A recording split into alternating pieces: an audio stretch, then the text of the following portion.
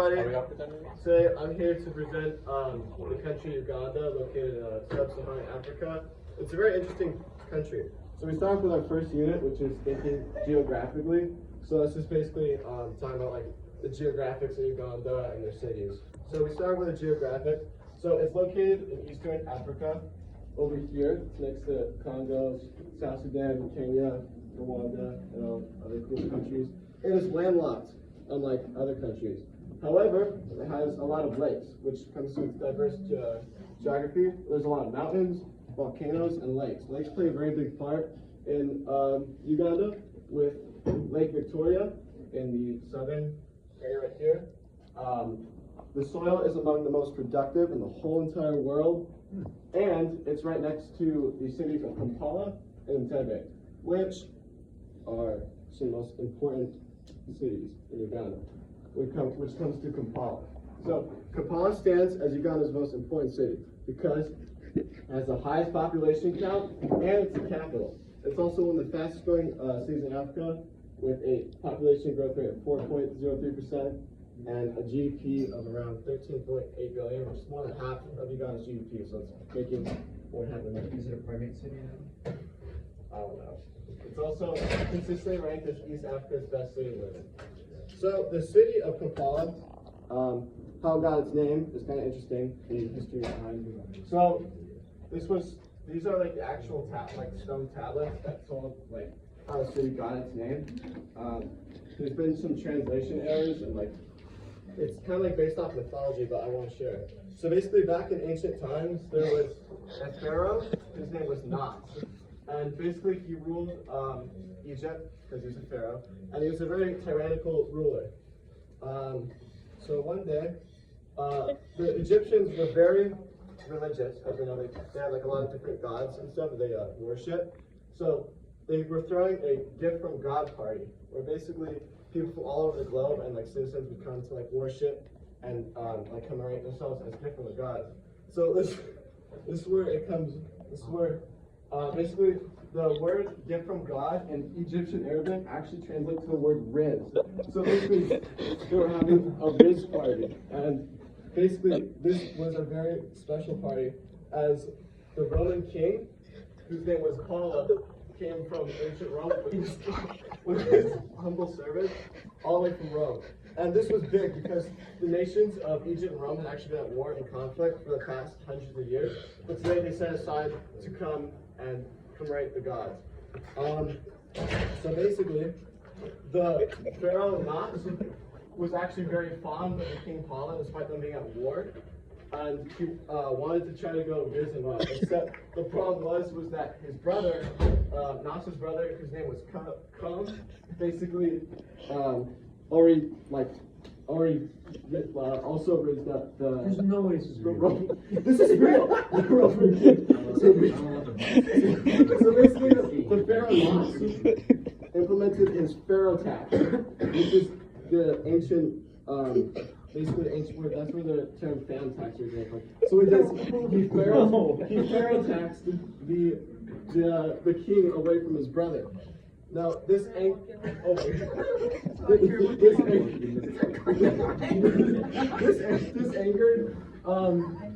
his brother Come and Knox. So the two challenged each other to a duel to fight for the love of the Roman king. Now, the thing about Knox is that he was, despite it being a holy thing, he was actually infused with the power of demons from the demon Sulak, who is the lurker of the bathroom, as you can see here. Basically, with the power of the demon, he brought his brother down to his knees during the duel. I was about to slay him. Before he could slay him, the Roman emperor, dressed up in his gladiator outfit, stopped the brother from slaying his other brother. And the two just fought instead, not fought his lover, Paula. And basically what happened was the three were, basically the two were dueling, right? And the Roman emperor actually brought Nas down to his knees and was about to slay him. Before he could slay him, his brother stopped him from slaying his brother. So his brother was trying to kill him, except he showed mercy and tried to get Paul not to slay his brother Nas. And he showed mercy and didn't slay his brother. Wait, he didn't slay the Egyptian emperor.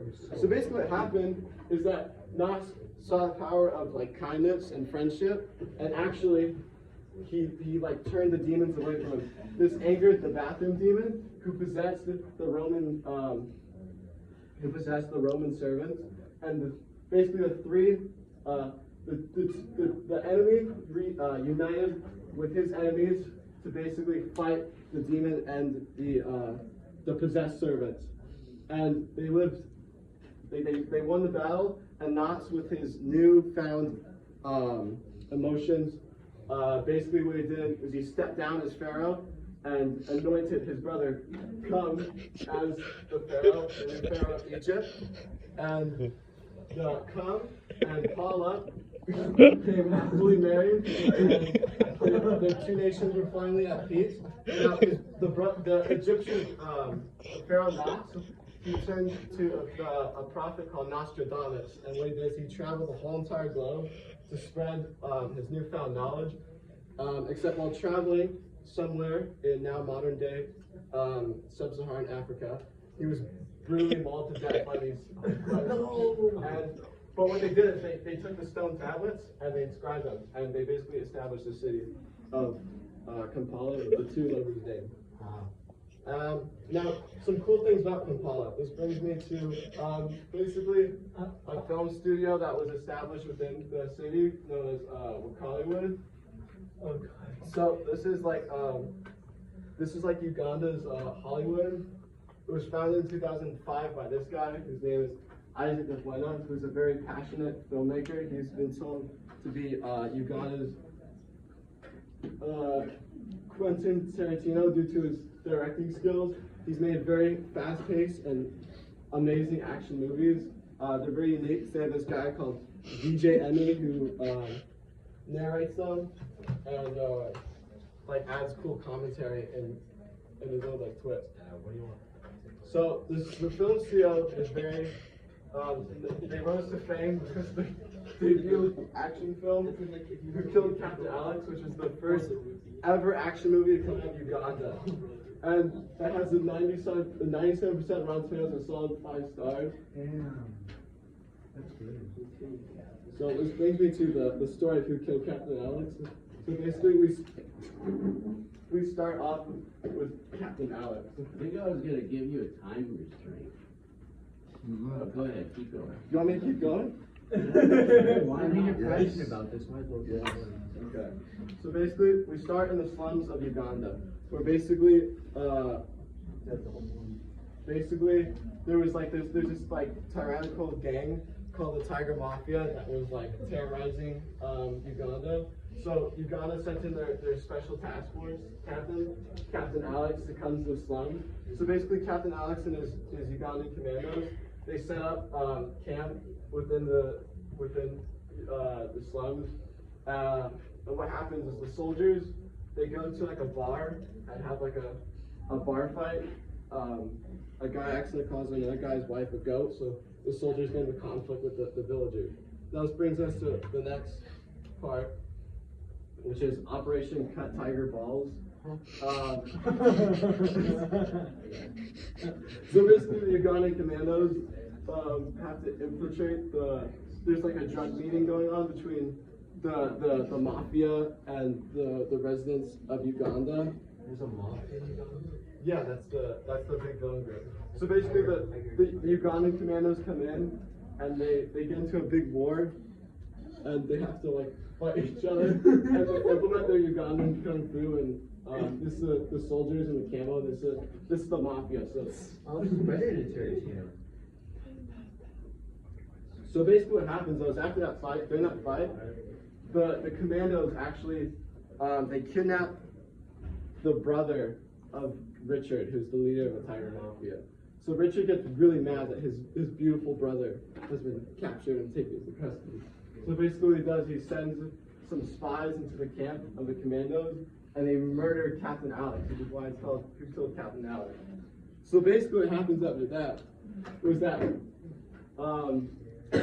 Alex's brother, who was a Ugandan Shaolin monk from the Shaolin temples of Uganda. Uganda's Bruce Lee. His name is Bruce Yu. He comes in to investigate the murder of his brother. And basically what happens is he finds this like Tiger Mafia radio, and like realizes that the Tiger Mafia had captured some of the soldiers from the camp that night. So basically what he does is he decides to go to the Ugandan Shaolin Temple and find the master to get help, to get revenge for his brother. And he starts this fight with other Shaolin warriors.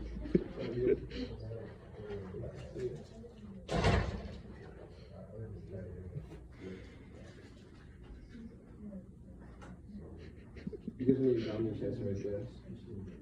So basically what happens though is that the Shaolin arts, the martial arts are actually meant for self-defense, right? And what he's trying to do right now is he's trying to get revenge. He basically wants to kill the people who killed his brother. So what happens is that he goes to like a Shaolin beach because he gets rejected by the master, and here he trains. And then on the TV, there's Richard. This is the leader of the Tiger Mafia right here. Basically, he wants his brother back. So he goes onto the TV and starts saying like, "I want his brother, otherwise he's gonna start killing people." So then this starts the Ugandan army. They have to stop the mafia. So they start another fight with this new warlord, who starts this cool planning. So basically what he does is that he gets this guy to go steal his chopper right here, and then oh shit, the chopper. Oh wait. Oh yeah. Okay. Wait. There's something that happened. Basically, Bruce Yu also sees this TV recording, so he sneaks into the mafia's base and he fights the mafia soldiers that are sat there because he's trying to get revenge on his revenge for his brother. And here he is taking down each of the Tiger Mafias. How long are we doing this? How long do I have? How long asking you how much longer do you have? How many slides? Oh. Oh my god. There's 65 slides. No. Why not? I'm done. This is your way of playing a movie without playing the movie. You're done. Was it a good We're one? not grading this. Was it a good